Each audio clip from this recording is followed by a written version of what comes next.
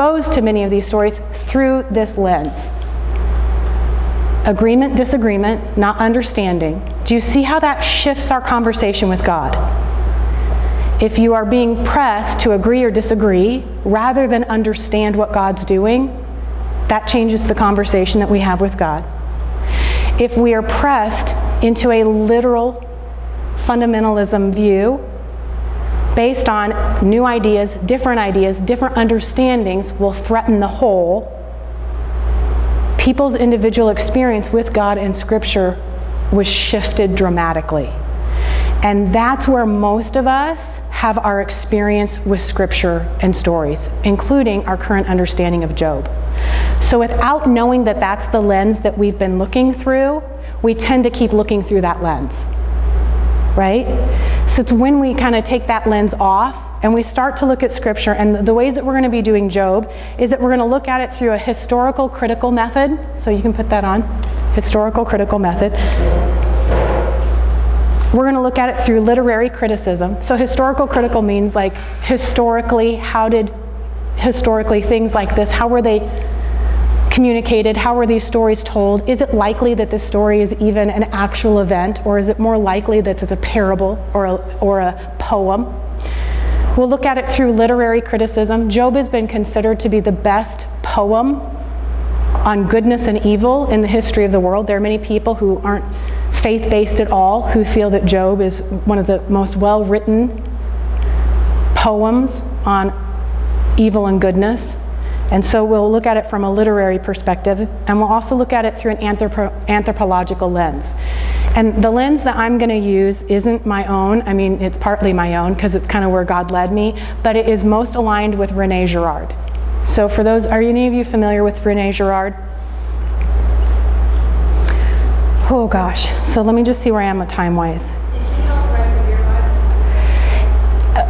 So René Girard was one of the founders of mimetic theory. It's an anthropological theory, which is that most of us want and think based on the reflection of people around us.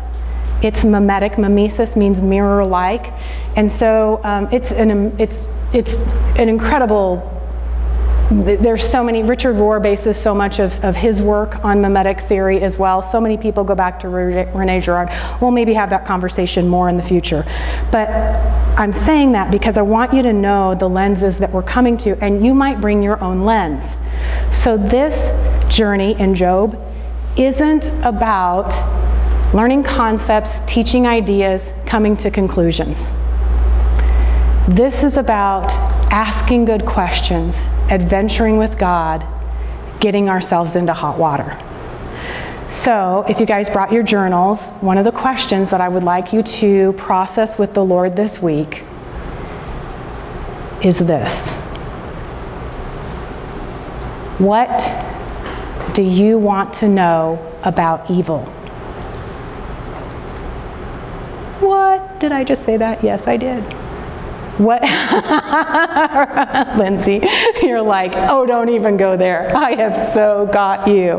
What do you have, like 20 pages already written? Yeah, I'm not really sure I do want to open this can of worms, but I really feel like the Lord does. The Lord wants to have real conversations with us. And Job is a story about good and evil and theology that existed at the time. It has been turned into a teaching tool to tell us how things are. And I don't believe that was what Job ever was meant to be.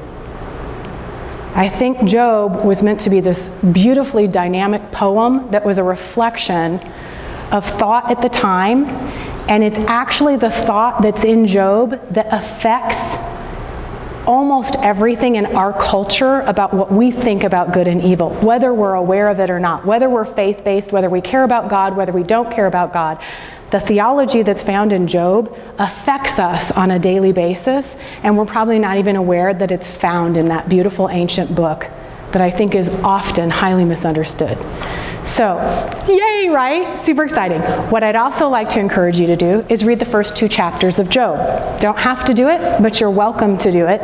What Greg and I did, and maybe we could do that again, is we actually printed out all of Job so that people could write in the margins, all their questions, all their thoughts. I would encourage you to do that. Maybe I don't know if we'll provide that or not. We'll talk about it. Yeah, we can maybe do something like that. Maybe do something like that. It was really helpful because then you could really write in like, okay, what is really happening here? What is, beneath the context, what's really going on here? So, what do I want to know about evil? And we have like 3 minutes. So, I'm going to take one of them and then I want to ask you what your thoughts are. So, how many people won the lottery this last week? Was it just one person? Like the big mega? Like, is it shared amongst, I don't know. Actually, we won it, but we're remaining anonymous. We're remaining, yeah. For the time being. Just so you know, yeah. I think what was it? You won it too? That's awesome. You won it too? That's so good, right? So our kids got all excited because they found out about, right? The Mega Millions, 1.6 billion. Yeah. Yeah. So largest one ever. Yeah. Anybody buy tickets on that one? I actually bought a ticket for probably like the second time. Yeah, so we bought tickets. I think it's the first time in my life. Our kids were all excited about it, and we said this is going to be a great learning opportunity. It's basically voluntary taxation. But we're going to have some really great lessons out of this, like how much money do you have to pay in taxes when you win something like this? And then Darby and I spent like 2 hours reading about all these different people who have won the lottery. And for those of you who have you done research on this? 70% of the people who win the lottery are bankrupt and owe more money than they did within 2 years of having won the lottery. 70% are bankrupt and owe more money than they did before they won the lottery. There is a huge percentage of people who say that their life is worse off than it was before they won it, including the guy whose brother took a hit out on him, hoping that he would be killed and he could inherit the money. It's just crazy town what happens.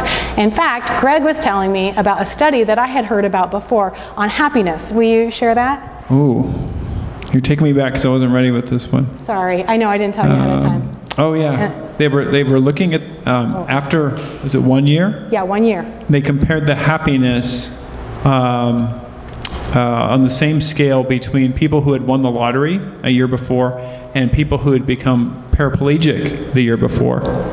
Which is the loss of 2 limbs, not 4.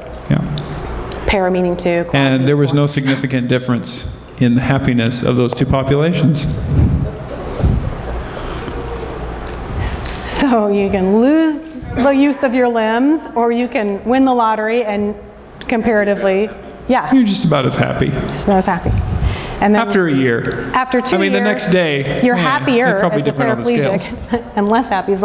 So I was asking the Lord about this, and that might be one of the conversations that you have with the Lord, but here's what I was having. I said, why do they blow it? Like, so many of them gamble it away. So many of them throw it away. It's almost like they can't handle the good fortune that comes their way. The other thing that's super challenging is everyone comes out of the woodwork because this wasn't something you inherited. This is something you were given. So why shouldn't you give it to all of your relatives and all of these people who ever knew you once and ever did something not nice for you or whatever? Like, you should give all this money away. And then they have to deal with that, having boundaries and having to say no to people and having everyone reject them, or they just blow all the money. Their relatives end up better off than they are because they give them money and then they end up in greater debt. Isn't that so? And so I was like, Lord, what is this? And he said, this is my personal answer. This is not a universal answer on God and the lottery and people winning, by the way. It's always personal. He doesn't mean it to be these giant principles. And he said they haven't learned to steward a gift that they've been given. Right? Because if you earn it, if you inherit it, there's a different mindset than if it's just given to you. And if you don't know how to steward goodness in your life, it can become a burden. And I realize this is why so many of us are living in meager possibility mindsets, because we are learning how to steward the goodness of the kingdom of heaven, where there is always more than enough, where miracles flow, where goodness always overcomes evil. That stewarding goodness is like a thing we have to grow up in. And that's part of the story of Job. Learning what goodness really is, what evil really is, and stewarding goodness is really what's wrapped up in that story. So next week we're going to meet the characters, and we're going to have a whole lot of fun understanding some of the dynamics as we just we're going to jump right in and hopefully have some new thoughts that you may have never had about this super amazing and I think super controversial book. So, yay, right? Super excited. It's going to be really, really, really fun. So your assignment, if you choose to take it, is to have the question, what do I want to know about evil? What are the questions that I have always wanted to have answered about evil? Yep, come on in. What was the other one? 2 was read the first 2 chapters of Job. And that was it. That was it. Don't give them another one. Okay. And then, buy a lottery ticket. And then just, whatever it is that God's doing in your life, take a moment, and share and write that. Okay, so now we're going to have Lindsay and Jared come up and do our hearing God practice. And I'm super excited about what you guys have for us because I know you always listen to the Lord and want to help us run in our ability to grow up in hearing God. Yay!